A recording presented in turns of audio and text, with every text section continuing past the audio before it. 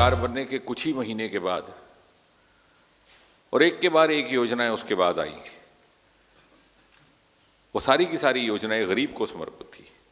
जनहित की योजनाएं, लोकहित की योजनाएं, आखिरी कतार में खड़े आखिरी व्यक्ति तक पहुंचने के प्रयास की योजनाएं, जो हमें पंडित दीनदयाल उपाध्याय एक मंत्र सौंप करके गए थे। और उनमें से एक सबसे पहली योजना थी जन धन योजना, जिसका सीधा सीधा संबंध बैंकिंग सेक्टर के साथ। आप कल्पना कीजिए एक ऐसा देश जहां बैंक में खाता खुलवाने के लिए इतने चक्कर लगाने पड़ते थे कि जूते घिस जाते थे। आखिरकार व्यक्ति तंग होकर के कहता है कि साहब रहने दीजिए, जो 4 पैसे से रहने के नीचे ही सब आके रख लीजिए। ये एक अद्भुत परिवर्तन था जिसको कभी कोई कल्पना नहीं कर सकता था कि बैंकिंग मित्र आपके घर आके स्वयं कहता है कि भाई साहब आपके पास पैसे हैं कि नहीं हैं, आप जमा करवा सकते हैं कि नहीं करवा सकते, मैं आपको पासबुक देने आए हो, आपको खाता खोलेंगे। पहले तो मुझे लगता है लोगों को विश्वास ही नहीं हुआ, लेकिन फिर आखिर हुआ। और देखते ही देखते कुछ ही महीनों में इतने खाते तो खुले ही खुले। लेकिन जो प्रश्न हमने अपने आप से करना है, जो पूछना चाहिए, मुझे विश्वास है कभी न कभी विश्लेषक इस पर शोध करेंगे कि एक ऐसी योजना जिसमें जीरो बैलेंस के साथ खाते खोलने का प्रावधान था, उस योजना के अंतर्गत खोले गए खातों में कुछ ही महीनों में हजारों करोड़ रुपए कहां से जमा हुए। And that's an important point which I am going to make, and I think I'll be able to qualify in the next few moments. क्योंकि गरीब के गरीब घर भी जब बैंकिंग का मित्र पहुंचा और उसने ये पेशकश की कि आपका बिना पैसा जमा कराए हम खाता खोलेंगे,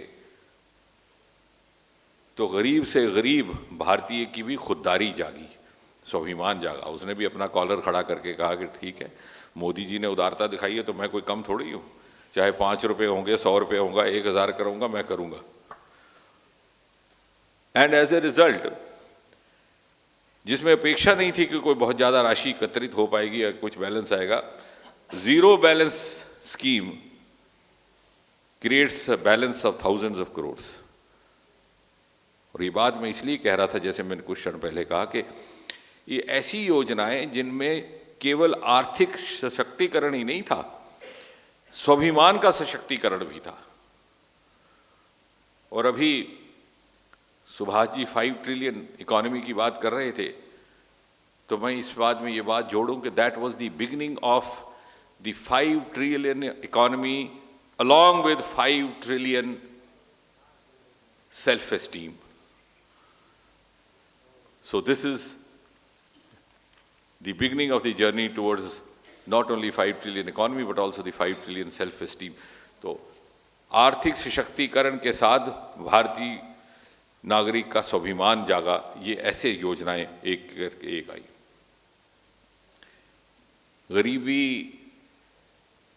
को हटाने के नारे इस देश ने कई सालों तक सुने। गरीबी हटाओ became one of the theme songs in many an election. बहुत से राजनीतिक दल इसी बात को कह करके बार बार सत्ता का भोग भी उठाते रहे। लेकिन पहली बार मोदी जी के नेतृत्व में गरीब को अपनी गरीबी दूर करने का और स्वयं दूर करने का रास्ता दिखाने का कार्य इस सरकार ने किया। हमने ये नहीं कहा गरीबी हटा देंगे, और मोदी जी ने भी कहा गरीबी हटाओ, लेकिन गरीब अपनी गरीबी से कैसे मुक्ति प्राप्त करे, वो रास्ता दिखाने का कार्य इस सरकार के द्वारा हुआ। और किस प्रकार उसके अंदर अपनी क्षमता ये पैदा हो कि वो अपनी गरीबी से स्वयं निजात हासिल कर सके, ताकि कोई राजनीतिक दल या राजनीतिक आकर के उसका शोषण ना करे, ये कह करके कि मैं तेरी गरीबी हटाऊंगा, तू मुझे वोट दे दे। ये बहुत बड़ा बदलाव है। So it's not only an economic change which has happened in the last 5 years, it's a socio economic change in the true sense. और ये जब जनधन योजना के तुरंत ही बाद बैंकिंग सेक्टर के ही माध्यम से एक और योजना का प्रारंभ किया गया। ये सब बातें 2014 में सरकार बनने के पहले 6 महीने के भीतर ही हुई, जब प्रधानमंत्री मोदी जी ने कहा कि न्यूनतम pension, minimum pension will be ₹1000। अब ये बात समझ में नहीं आती, इसलिए नहीं आती कि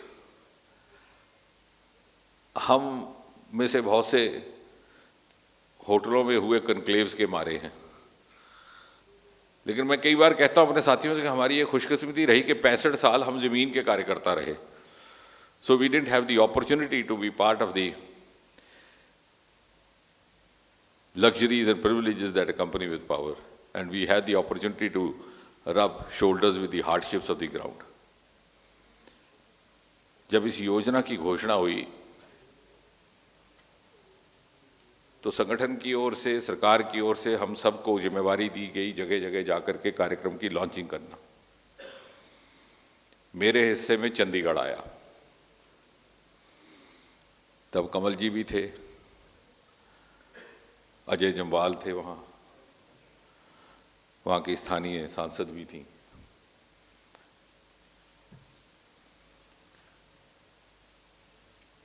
तो जब वो चेक वितरित हो रहे थे 1000 के, तो एक बुजुर्ग महिला मंच पर आई और वो हमारे पैरों में गिर पड़ी। हम सब इतने वी वर एम्बैरेस्ड के भाई, तो उनको उठाया कि आप माँ जी ये क्या कर रही हैं? तो उनकी आंखों में आंसू थे, और जानती हैं उन्होंने क्या कहा? उन्होंने कहा आप ये बात समझ नहीं सकते,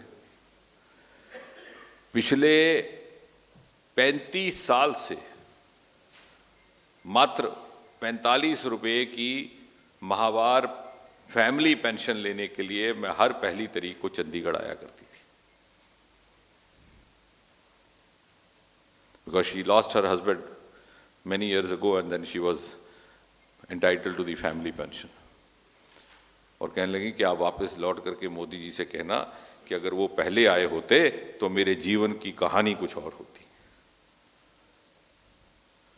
और ये कमाल, I would say Prime Minister Modi and Modi government showed us the way to optimize the banking sector, the role of banking sector in India's economy and in the upliftment of the lowest strata of society.